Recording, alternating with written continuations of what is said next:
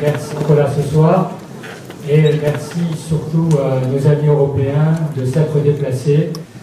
Donc, je suis Pierre Calfa, je suis coprésident de la Fondation Copernic et avec Aurélie Trouvé qui est coprésidente d'Attaque, nous allons animer ce meeting qu'on a voulu être un meeting européen. Pourquoi un meeting européen? Tout simplement parce qu'après la manifestation du 30 et son succès, nous avons voulu montrer que les combats que nous menons en France sont aussi les combats qui se mènent dans le reste de l'Europe. Et donc il ne s'agit pas simplement ce soir d'avoir un meeting en solidarité avec des mobilisations populaires dans les autres pays, mais de montrer qu'il existe des convergences fortes pour des combats communs en Europe, pour une refondation de l'Union européenne. Chers amis camarades, après la magnifique manifestation de dimanche passé, la droite et la presse de droite, à supposer qu'il y en ait une autre, vous a dit, vous êtes des anti-européens, vous tombez dans le repli nationaliste, et je dois vous dire qu'ils avaient raison. Ils avaient doublement raison. Vous êtes clairement, avec cette mobilisation, un obstacle à la bonne marche de l'Europe. L'Europe de l'austérité, l'Europe des banquiers, l'Europe des rentiers, si vous continuez à vous mobiliser de cette manière-là, vous allez lui faire des difficultés. Donc la presse a raison de vous dire que vous êtes un obstacle pour cette Europe. Elle avait doublement raison, parce qu'on ne change pas une tactique qui gagne. Et depuis des mois, depuis des années que la crise a ravagé l'Europe, en déguisant la question sociale et économique comme une question nationale, on a permis, ils ont permis, de faire avancer leur politique d'austérité. Ils ont dit c'est une crise grecque, c'est une crise portugaise, c'est une crise espagnole, c'est une crise de leur dette ou de leurs dépenses, de façon à ce qu'on ne voit pas, parce que les peuples ne voient pas, que c'est une crise du capitalisme qui frappe séparément chaque pays d'Europe, que c'est d'abord une crise sociale et une crise économique. Nos destinées, vous le ressentez aussi, sont étroitement liées. Au-delà des frontières, par-dessus nos différences, j'en veux pour la preuve la situation que traverse l'État espagnol. Là, nous assistons à réellement un collapse du modèle économique et social néolibéral qui ont façonné le pays. La mondialisation et singulièrement la construction libérale de l'Union européenne ont assigné à l'Espagne une place clairement subalterne, celle d'un pays aux industries dépendantes des grandes multinationales étrangères, à l'économie basée sur le tourisme et les services, avec des bas salaires et un État social insuffisamment développé. Les années de croissance de l'économie espagnole ont été celles du gonflement d'une formidable bulle spéculative basée sur l'immobilier. Une bulle spéculative que les banques du pays, étant donné le caractère déficitaire de la balance commerciale espagnole, ont largement financé au moyen d'emprunts massifs auprès des banques internationales, notamment françaises et allemandes. Ainsi, l'Espagne construisait plus que l'Angleterre, l'Allemagne et la France ensemble. On octroyait des crédits à tour de bras. Faute de marché locatif, les gens devaient prendre des hypothèques pour accéder à des appartements largement surévalués. 90% de la population est devenue propriétaire à crédit. Désormais, les conséquences de cette folle course en avant apparaissent au grand jour. Les chiffres donnent le tournis. Le chômage galopant frappe 25% de la population active, 50% de jeunes sont sans emploi.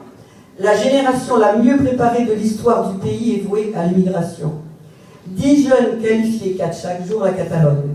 Dans toute l'Espagne, on dénombre 5 600 000 logements vides.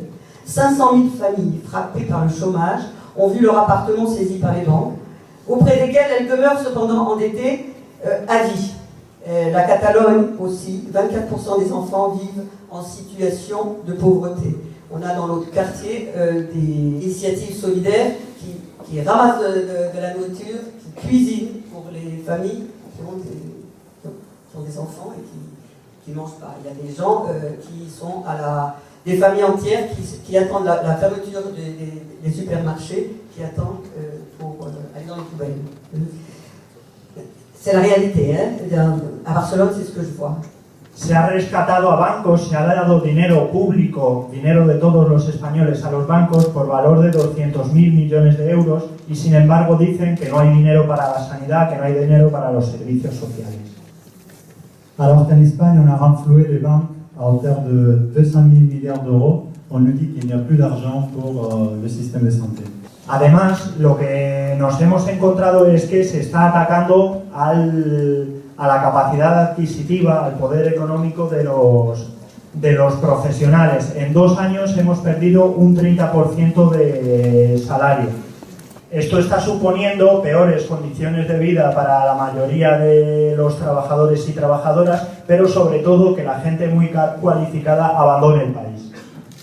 En un país donde más del 22% de la población está por debajo del umbral de la pobreza, cada vez son más cosas las que tiene que pagar el usuario, el enfermo. Además, la última medida destaca por su carácter extraordinariamente xenófobo. Se niega la atención sanitaria en atención primaria a inmigrantes en situación irregular. Ahora estamos sobre todo trabajando, como siempre, con los métodos de desobediencia civil. Están los profesionales de sanidad haciendo objeción a la negativa a que no se vea a los inmigrantes. Están desobedeciendo esa orden del gobierno y están viendo a todo el mundo independientemente de su situación. Le 15 septembre, presque 1 million de Portugais est sorti dans la rue pour protester contre les mesures d'austérité. Nous sommes 10 millions d'habitants, donc c'est beaucoup. C'est très important parce que le peuple portugais sorti dans la rue et a montré au gouvernement comment se fait la démocratie. Il a donné une leçon de civisme et de maturité pour contrarier le plan du gouvernement qui détruit le pays et notre vie. Donc le gouvernement a perdu sa légitimité et le peuple exige maintenant la démission du gouvernement. Et j'ai perdu mon ordi. Ce gouvernement a cassé le pacte social en se justifiant avec le mensonge le Portugal ont vécu au-dessus de leurs possibilités et ils violent la Constitution tous les jours, détruisent tous les droits fondamentaux et la conséquence c'est concrète qu'en Espagne c'est la montée du chômage, la récession et la montée de la politique. Les pillages continuent et cette rythme constant de nouvelles mesures d'austérité ne peut pas continuer. Pour vous donner un exemple, il ne faut pas le dire tout, mais entre juin 2011 et août 2012, ils ont exécuté 50 mesures d'austérité. Tous, un après l'autre, mais à nouveau le citer, incroyable. Et je peux parler des choses concrètes. Par exemple, ils ont coupé le soutien à les passes de transport des étudiants. Donc les enfants n'ont plus d'argent pour aller à l'école. Donc on a des enfants qui ont laissé tout qui apportent maintenant. Nous avons une dictature. Dans la santé, c'est pire. Il y a une semaine, le gouvernement a décidé de couper le soutien à les médicaments à les gens qui ont des maladies chroniques. Et pire, ils ont acheté des médecins qui ont écrit une commission éthique qui a dit que c'était bien. Parce qu'en fait, on ne peut pas aider tout le monde, quoi. Donc après, l'institution de médecins sont organisés, maintenant ils organisent un process contre cette médecin qui a fait cette commission éthique à soutenir le gouvernement. Mais le fait, c'est qu'ils ont fait ça. Maintenant, au Portugal, déjà, les gens qui ont des maladies chroniques n'ont plus de soutien pour ces médicaments. Et les autres choses, par exemple, les gens plus âgés, avec plus de 60 années, sont aussi coupés le soutien pour les médicaments et les examens. Donc ça qu'on vit, c'est un vrai génocide social. Ils ne sont pas comme les nazis. Ils ne tuent pas les gens, ils les laissent mourir. Et c'est pour nous, c'est la première fois qu'un gouvernement gouverne contre les Portugais, contre son propre peuple. Parce que jamais un gouvernement démocratiquement élu avait montré autant de respect et de dédain pour le peuple portugais. Donc il est évident aujourd'hui que ce gouvernement et ses politiques d'austérité ne font pas partie de la solution, ils sont le problème. Et ici, je m'adresse à les médias français qui doivent être ici. Et ça suffit de dire que le gouvernement portugais est de centre-droite. J'ai lu à Le Monde l'autre semaine que le gouvernement portugais est de centre-droite. Ce n'est pas centre-droite. Ils sont ultra-libéraux qui viennent de l'école de Chicago. Ils sont des fanatiques idéologiques, d'extrême droite, conservateurs. Bravo! Ça suffit de choses avec le nom concret. C'est ça qu'ils sont. Ils ne sont pas incompétents. Ils sont exactement qu'est-ce qu'ils font. Je veux vous parler sur la politique, la situation politique en Allemagne. Et je veux essayer de vous expliquer le calme politique et ses limites. dans mon pays. 70% des Allemands croient que les banques sont les responsables majeurs de la crise. Ils doivent payer. Et c'est une contradiction très intéressante, pour dire très prudemment, entre cette notion de la responsabilité des banques et en même temps, 60% des Allemands pensent qu'Angela Merkel fait un très bon job en gérant la crise européenne.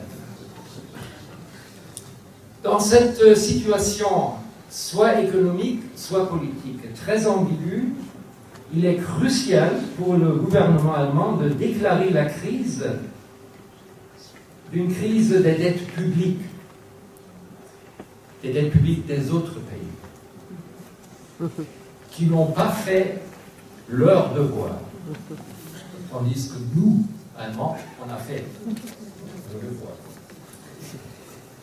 Et cette politique nourrit la crainte dans une grande partie du peuple allemand, la crainte d'être forcé de payer pour les autres.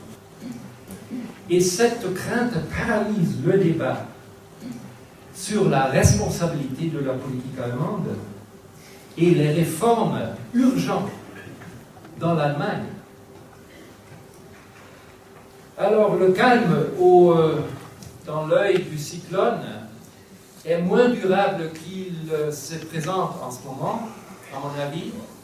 Il y a des débats au sein des syndicats qui sont beaucoup moins uniformes qu'il semble être vu par l'extérieur. Il ne faut pas sous-estimer l'importance des mouvements en France pour le débat public en Allemagne. Et vice-versa, je crois, mais j'en suis sûr, mais le gouvernement allemand, mais aussi les médias, regardent et prennent sérieux ce qui se passe en France. Le gouvernement allemand est très sensible de ne pas être isolé en Europe et surtout essaie d'éviter des écarts politiques entre la France et l'Allemagne. Il faut dire et redire que nous ne vivons pas une crise qui est une crise de la dette, nous vivons une crise qui est une crise d'un certain type de croissance financière capitaliste qui a conduit à la catastrophe, qui a accumulé de la finance et du profit contre le travail et ce système est entré en rupture et a provoqué, parce qu'on a cherché à faire payer la crise au peuple européen, a entraîné un transfert massif sur la dette publique de cette faillite financière du système. Et je crois que ça reste une idée fondamentale parce que tous ceux qui essayent de nous faire croire qu'en priorisant avec les recettes actuelles le redressement des finances publiques, en fait, continue à nous conduire dans la catastrophe. Parce qu'il n'y aura pas de sortie de crise avec ces recettes-là. Et tout ce qui se passe en Europe le montre, parce que sur les pays dont on vient de parler, mais c'est vrai chez nous, dans tous ces pays-là, la dette publique, depuis qu'on met en œuvre ces recettes d'austérité, la dette publique explose. Donc nous savons qu'en empruntant cette voie, et ça vaut évidemment pour notre pays, non seulement nous aurons des drames sociaux, mais nous n'aurons même pas le résultat prétendument affiché qui serait le redressement des comptes publics. On cumulera toutes les difficultés. On nous dit en France, on va ratifier le traité, et ensuite, il y aura une autre étape où on gagnera la bataille de la réorientation parce qu'on va la mener. Non, ce qui est en train de se préparer, effectivement, il y a une étape derrière ce traité-là, mais ce qui est en train de se préparer, c'est une étape encore pire. Nous commençons à avoir connaissance des documents de préparation du prochain sommet européen, documents qui ne sont pas publics.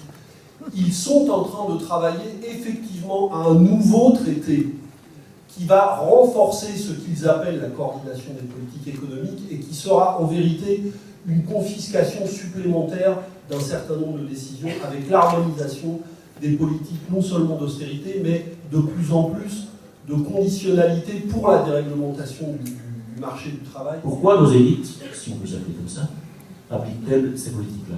Est-ce qu'elles sont simplement stupides? Nous ne le pensons pas. Nous pensons au contraire qu'elles sont plutôt formées de gens relativement intelligents. Simplement, on dit en anglais never waste a good crisis, il ne faut pas gaspiller une belle crise. Cette crise est pour eux l'opportunité historique de parachever ce qui essaie de faire depuis 30 ans, la destruction du modèle social européen et son remplacement par un paradigme libéral. Ça montre que la crise dans laquelle nous sommes, et plusieurs camarades, Raquel, d'autres l'ont dit avant moi, n'est pas une crise économique, c'est une crise politique, c'est une crise d'un choix de modèle de société en Europe, et nous devons la combattre à ce niveau-là. Le néolibéralisme, dans la crise de 2008, jusque maintenant, subit une défaite théorique et pratique sans équivalent. Il y a 10 ans encore, on pouvait faire croire aux enfants des écoles que la mondialisation et le libéralisme étaient le chemin vers le bonheur. Aujourd'hui, c'est quand même difficile de raconter encore cette histoire-là. Et pourtant, c'est la seconde énigme, et pourtant, à part peut-être les frémissements qu'on voit au Portugal, je vous le souhaite vraiment.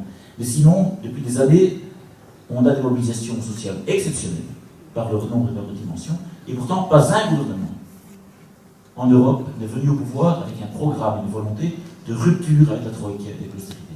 Comment est-ce possible? On ne peut pas incriminer le peuple d'Europe et leur dire qu'ils sont restés à la maison pour la télévision. Les peuples sont mobilisés comme jamais. Nous croyons qu'une explication de ce phénomène est liée à la forme politique même de l'Union européenne, qui existe depuis longtemps, mais dont le vice se révèle avec une brutalité exceptionnelle maintenant.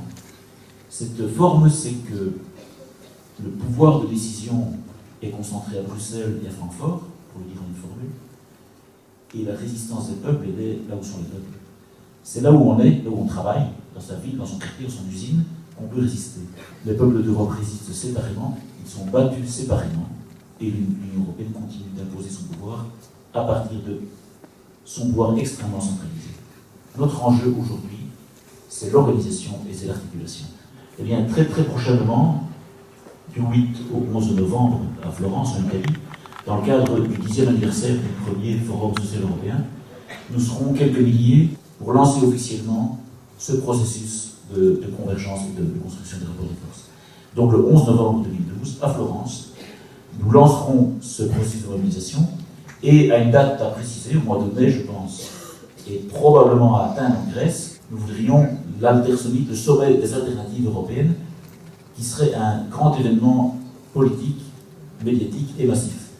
Mais ça, c'est la partie la plus facile. Florence, quelques milliers de personnes, atteindre peut-être en mai un événement massif, c'est pas le plus difficile.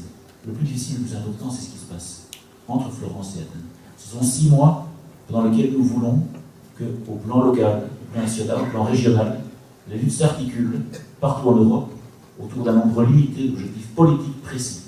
Concrètement, ça veut dire qu'on va mettre en place un certain nombre de journées d'action commune, mais aussi un certain nombre d'outils, d'instruments, de méthodes, d'argumentaires qui permettent, par exemple, de construire un tribunal de l'austérité qui permettrait, dans chaque région, dans chaque comité de quartier, dans chaque association peut-être, que les citoyens, selon un modèle commun, jugent les responsables de la crise. Car M. Barroso, M. Draghi, Mme Merkel, peut-être, s'ils étaient ici, nous diraient, écoutez, l'histoire vous jugera. Peut-être nous dirait-il, nos décisions, elles ont été ratifiées par des parlements. Nous sommes donc inattaquables. Et nous avons envie de leur dire, avec cette proposition d'un tribunal d'austérité, l'histoire ne vous jugera pas, on va s'en charger nous-mêmes. Et quand vous nous dites que je suis inattaquable parce que les parlements ont ratifié des mesures criminelles qui ont fait exploser le taux de suicide en Grèce, ou qui ont mis des familles, des milliers, des centaines de milliers de familles dans la misère, eh bien sûr, vous êtes sur le plan formel de la loi, vous êtes probablement inattaquable. Mais c'était probablement aussi ce que M. Moubarak et M. Ben Ali disaient au peuple il y a 2 ans. Je pense que dans chaque pays, c'est vraiment important de faire une convergence de toutes les forces contre l'austérité et contre la troïka. Il essaie de faire ça qu'on a fait, il fait toujours un congrès démocratique avec toutes les forces ensemble et de faire approuver un programme minimum de gouvernement qui commence avec la dénonce des mémorandums de troïka. Et ça, c'est vraiment important, c'est fondamental. On a réussi à faire ça à Portugal. Et en fait, la dernière fois que c'était possible, c'était 1 an avant la Révolution, où toutes les forces gauches sont rassemblées pour faire un programme minimum pour terminer avec la dictature. Et on a réussi à faire ça maintenant. Lorsque dans nos quartiers, le voisinage mobilisé parvient à empêcher l'expulsion d'une famille, les gens crient « Si, c'est puede ». Oui, c'est possible. En regardant cette salle débordante de solidarité, je crois qu'une Europe sociale et démocratique, égalitaire, écologique, une véritable Europe des peuples est possible. Elle est déjà inscrite dans le rêve qui nous unit. Si, c'est puede. Ensemble, nous le pouvons. Merci. Nous ne nous battrons pas seuls, nous nous battrons avec tous les autres mouvements de masse qui se mobilisent en Europe contre les politiques d'austérité. Je pense aux centaines de milliers de personnes qui étaient dans la rue en Espagne et au Portugal la semaine dernière. Je pense aux centaines de milliers de personnes qui étaient présentes également sur les places publiques en Grèce. Et je pense aussi aux mouvements allemands qui nous ont appelés à manifester contre la Banque Centrale Européenne en février dernier et que nous avons rejoints par car. Et ensemble, nous avons manifesté parce que nous ne souhaitons pas tomber dans ce piège de la division des Grecs contre les Français ou contre les Allemands. Nous savons que nous avons un même ennemi qui n'a pas de frontières, un même ennemi qui est celui de l'oligarchie financière, et nous souhaitons nous appuyer sur la solidarité entre les peuples européens pour combattre ce même ennemi au niveau européen.